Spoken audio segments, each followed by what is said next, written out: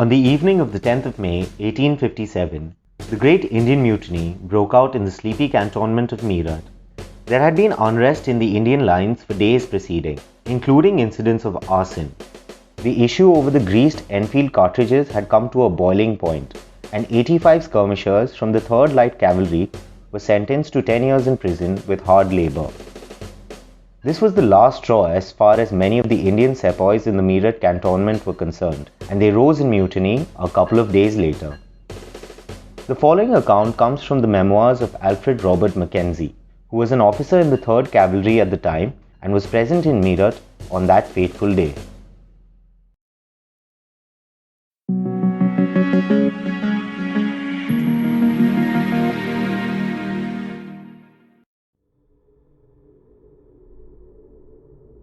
On the evening of the memorable Sunday, 10th of May, 1857, at the hour when better folk were on their way to church, I was quietly reading a book in my own bungalow, when my bearer Sheh Udin suddenly rushed into the room, exclaiming that a riot was going on, that the Sepoys had risen, and were murdering the Sahib Log.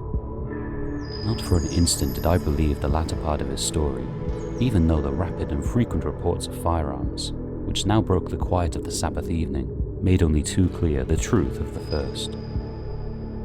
The thought that flashed through my mind was that our men of the cavalry were attacking the native infantry in revenge for the sneers with which we all knew these others had freely, since the punishment parade, lashed their submissive apathy in witnessing, without an attempt at rescue, the degradation of their comrades.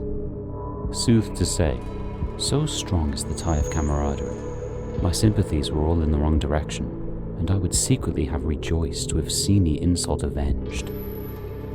Hurriedly putting on my uniform and sword, I jumped on a horse and galloped towards the regimental lines, but I had scarcely got out of the gate of my compound when I met the English quartermaster sergeant of my regiment flying for his life on foot from his house in the lines. "Oh God, sir," he exclaimed, "the troopers are coming to cut us up." "Let us then stick together," I answered. "Two are better than one." For a moment he hesitated. Then, looking back, the sight of a small cloud of dust rapidly approaching the distance overcame his resolution, and he rushed through the gate into the grounds of my bungalow and scaled the wall between them and those of the next house. Instantly, a small mob of budmashers, prominent among whom I recognized my own night watchman, attacked him. The chowkeedar thrust at him with his spear as he was crossing the wall and cut open his lips. To my joy, he fired one barrel of a gun which he carried with him and shot the brute dead. He then dropped onto the ground on the other side and disappeared from view. Later on will be found his subsequent adventures, for I rejoice to say he escaped with his life. At this moment, an infantry sepoy, armed with a sword, made a sudden swoop with it at my head. I had not drawn my sword, and had only time to dig a spur into my horse's flank and force him almost onto my enemy. This spoiled his stroke, but his tulwar fortunately missed its aim, and only cut my right shoulder cord.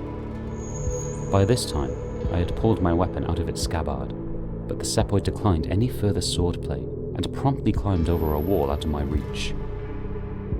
As I turned from him and looked down the road to the lines, I saw that it was full of cavalry troopers galloping towards me.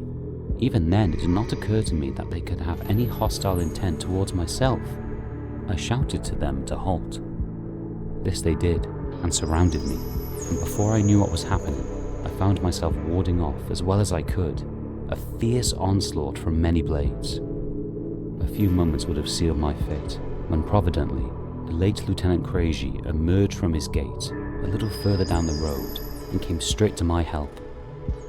This diversion saved me. The troopers scattered past us and made off towards the European lines.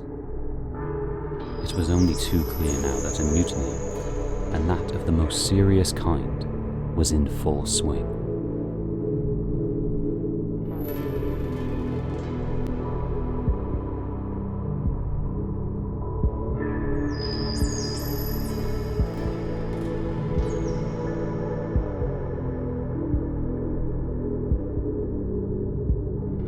And that's it for another episode of the History of India show.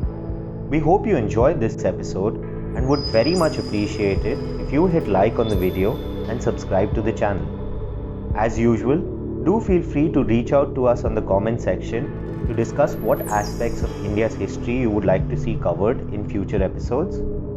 Hope to see you again on the next episode of the History of India show.